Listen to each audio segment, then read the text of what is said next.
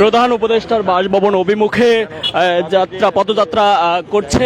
আমরা দেখতে পাচ্ছি যে 43তম বিসিএস এর দ্বিতীয় গেজেট বঞ্চিত যে ক্যাডার অফিসার বৃন্দ রয়েছে তারা রাজু ভাস্কর্য প্রাঙ্গণ থেকে কিন্তু আমরা দেখছি যে প্রধান উপদেষ্টার বাসভবন অভিমুখে একটি ব্যানার নিয়ে কিন্তু তারা যাচ্ছে, সেটি আমরা দেখতে পাচ্ছি। এবং আপনারা জেনে থাকবেন যে 43তম বিসিএস এর যেই দ্বিতীয় গেজেটের বঞ্চিত ক্যাডাররা রয়েছে তারা কিন্তু এই মুহূর্তে পদযাত্রা শুরু করছে এবং তারা বলছে যে অবিলম্বে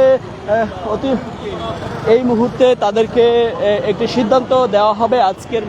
আজকে এই পদযাত্রার মাধ্যমে একটি সিদ্ধান্ত দেওয়া হবে এবং সেই সিদ্ধান্ত নিয়েই কিন্তু তারা ফিরে যাবে, তাদের যেই চাকরি সেটি ফিরিয়ে দেওয়া হবে।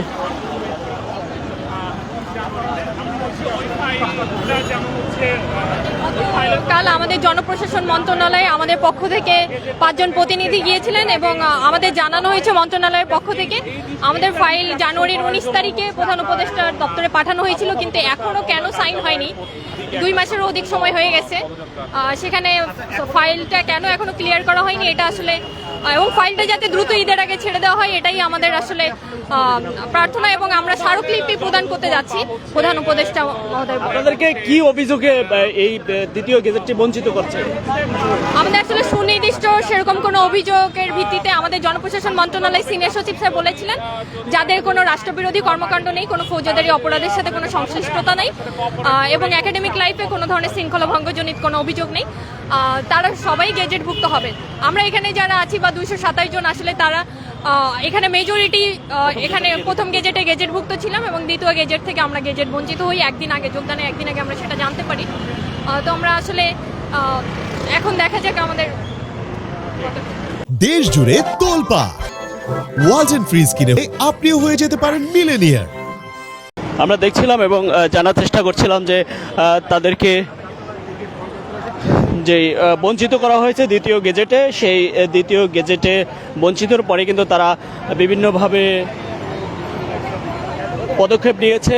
জনপ্রশাসন মন্ত্রণালয়ও কথা বলেছে, তারা বলছে যাদের বিরুদ্ধে কোনো শৃঙ্খলা ভঙ্গের কোনো অভিযোগ নেই তারা আবারও যোগদান করতে পারবে এমন আশ্বাস দিয়েছে, সেটি কিন্তু জানিয়েছে। এই মুহূর্তে আপনারা দেখতে পাচ্ছেন সরাসরি জায়জাদিন ফেসবুক পেজের মাধ্যমে এবং দেখতে পাচ্ছেন যে 43তম বিসিএস এর দ্বিতীয় গেজেটে বঞ্চিত যে অফিসার বৃন্দ রয়েছে তারা কিন্তু এই মুহূর্তে রওনা দিয়েছে প্রধান উপদেষ্টার বাসভবন অভিমুখে, সেটি আমরা দেখতে পাচ্ছি। আরও 2-1 জনের সাথে আমরা কথা বলার চেষ্টা করব নিশ্চয়ই এবং দেখতে পাচ্ছেন যে তাদেরকে এখন পর্যন্ত যে আমরা আন্দোলনে যেটি দেখি যে পুলিশের বাধা সহ বিভিন্ন যে সেরকম কিন্তু এখন পর্যন্ত দেখতে পাচ্ছি না এবং এখন শাহবাগ দিয়েই কিন্তু তারা যাবে এই মুহূর্তে।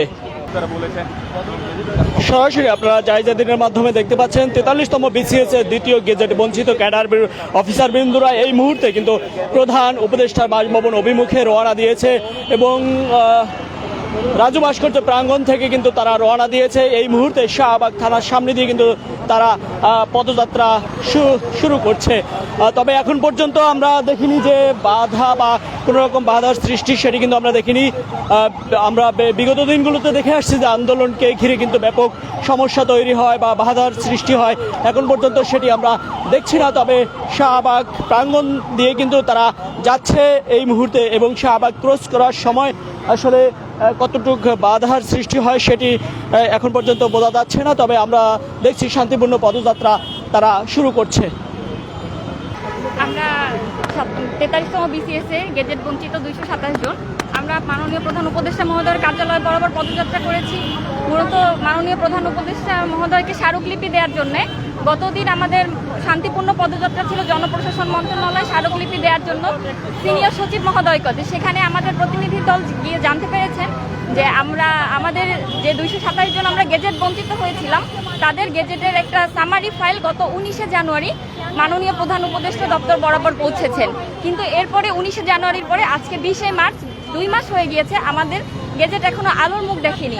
কোন অজানা শক্তি বা অজানা কারণে আমাদের গেজেট এখনো আলোর মুখ দেখেনি, সেই কারণটি আমরা জানতে চাচ্ছি। এবং আমরা চাই মাননীয় প্রধান উপদেষ্টা মহোদয় আমাদের প্রতি সদয় দৃষ্টি দিক, ঈদের আগেই আমরা গেজেট পাই এবং এই জুলাই বিপ্লবের মাধ্যমে আমরা যে বৈষম্যহীন বাংলাদেশের আশা করেছি, সেই বৈষম্যহীন বাংলাদেশে আমরা 227 জন নতুন করে কোনো বৈষম্যের শিকার হব না এবং মাননীয় প্রধান উপদেষ্টা মহোদয় নিশ্চয়ই সেদিকে সুদৃষ্টি দিবেন বলে আমরা আশা করি। এই জন্যই আমাদের বাদ পড়ার আমাদের কোনো সুনির্দিষ্ট কারণ জানানো হয়নি, তবে আমাদের সিনিয়র সচিব মহোদয় আমাদের আশ্বস্ত করেছেন যারা 3টি অপরাধে উপযুক্ত নয়, ফৌজদারি অপরাধ, রাষ্ট্রবিরোধী অপরাধ এবং শিক্ষা প্রতিষ্ঠানের কোনো বহিষ্কারাদেশ যাদের বিরুদ্ধে নেই, তারা অবশ্যই অতি দ্রুত সময়ের মধ্যে গেজেটভুক্ত হবেন। আপনারা দেখতে পাচ্ছেন, যেটি শুনতে পেয়েছেন, এই মুহূর্তে 43তম বিসিএস এর দ্বিতীয় গেজেটে যারা বঞ্চিত হয়েছেন তারা কিন্তু এই মুহূর্তে রাজু ভাস্কর্য পদতল থেকে কিন্তু একটি পদযাত্রা, শান্তিপূর্ণ পদযাত্রা নিয়ে প্রধান উপদেষ্টার বাসভবনের অভিমুখে পদযাত্রা শুরু করছে। এবং আপনারা দেখতে পাচ্ছেন সরাসরি জাহিদের ফেসবুক পেজের মাধ্যমে সরাসরি লাইভ দেখতে পাচ্ছেন আপনারা।